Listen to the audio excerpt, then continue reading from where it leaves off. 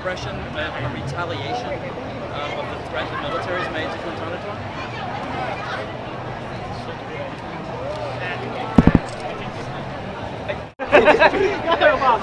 มา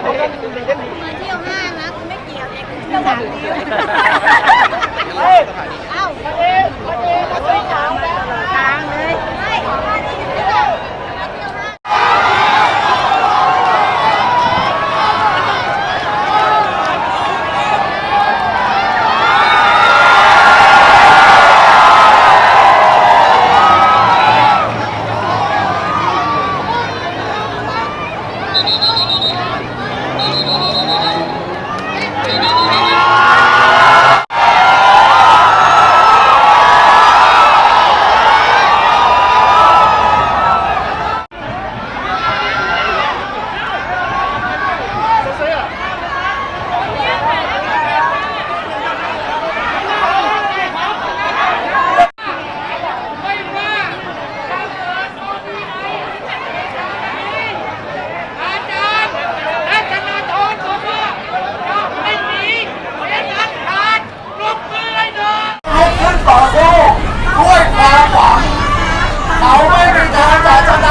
ความฝันของประชาชนได้ครับพ่อแม่พี่น้องครับ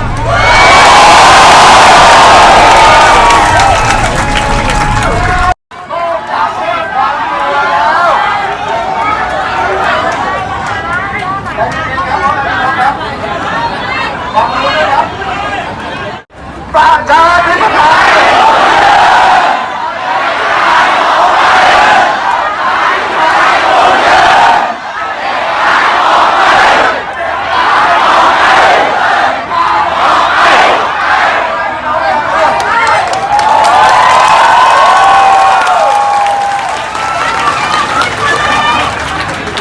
เดี๋ยวก่อน